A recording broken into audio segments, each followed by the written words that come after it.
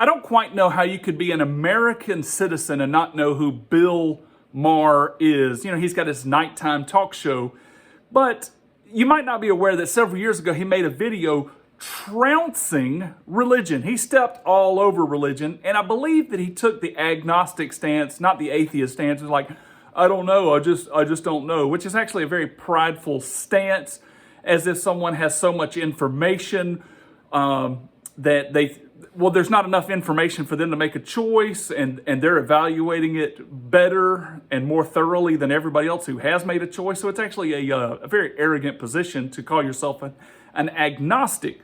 But Bill Maher was recently on a talk show, and I cannot remember which talk show it was, but he came out and he's, sauntering across the stage. And if you've been following him at all lately, he has kind of made some right-leaning remarks when he's obviously has nothing to do with the right. He's coming from the far left, and he sees that there is a farther left, and he's trying to come back to the middle and meld Americans together. But basically, he saw some of the craziness under COVID conditions and how far-reaching that some far-left advocates were going with their liberalism. And he's like, listen, we got to kind of come back to sanity, kind of meet in the middle. Now, in this talk show, what he's trying to do is to bring America together. And one of the things he said was, you can hate Trump. It's okay to hate Trump. But the rest of us, we got to get our acts together. We don't need to, you can't just go around and hate everybody. Now, he probably said a little more concise than that. But again, the stipulations were you can hate Trump, but you can't go around hating everybody.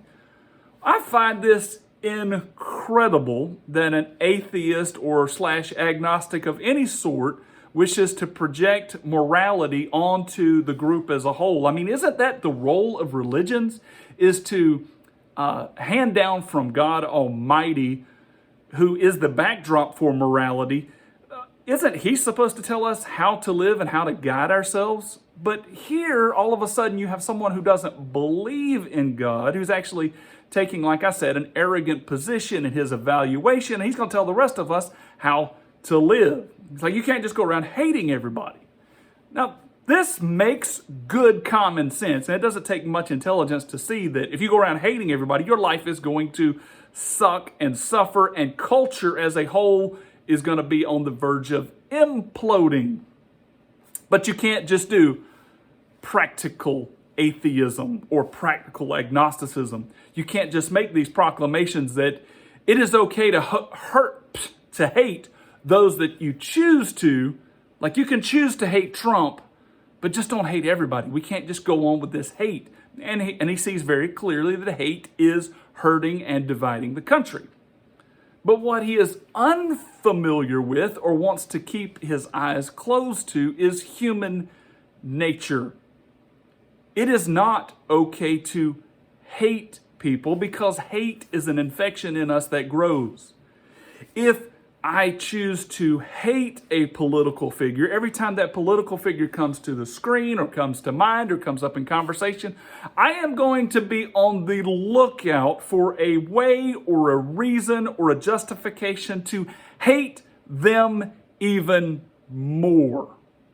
And anybody that has done anything in the world of therapy or investigating the minds of human beings find out that those who hate have turbulent insides and do not find peace and comfort and joy and happiness, even if it is limited to one individual.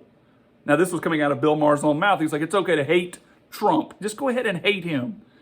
Well, in hating Trump, you are nourishing hate within. And every time he comes up, and he comes up a lot, and he knows that this is actually a tick in the media, and just like someone would abuse you by continually injecting themselves into your life if they know it irritates you, Donald Trump has used this to his advantage quite often. He will say more and more irritating or more antagonizing remarks to get more and more news because, some people believe that bad news is better than no news. And if you're only going to be covered in a negative light, well, let's get a lot of coverage. So imagine the person that is sitting at home that chooses to hate Trump, for instance. The more this comes up, the more hate is going to be in their heart, and the more intensity of hate that is in their heart towards this individual, and that's going to consume more of their time and more of their emotions. Now, eventually, Trump's going to die. He's an old man. And when he dies and passes off the scene, who is that hatred then going to spill over to? This person has focused some hatred in their heart, and now maybe they need to find another person to focus on. And it doesn't even take Trump's death to do this. All it takes is the manifestation of hatred, the focus of hatred, now to spill upon another. Anyone who has had marital turmoil or an argument with their boyfriend or girlfriend or an argument with a family member, anybody that's familiar with life knows that a person in that argumentative and angry and hateful of a state, they carry it with them into other relationships. They bring it with them into the workforce. They bring it with them into society. Now, it might sound all chummy and nice to say, just hate your greatest enemy, but you can't go hating everybody. But the truth is that you focus upon hate in your life and allow yourself to hate one person, it is going to spill over onto other people. It is impossible for it not to.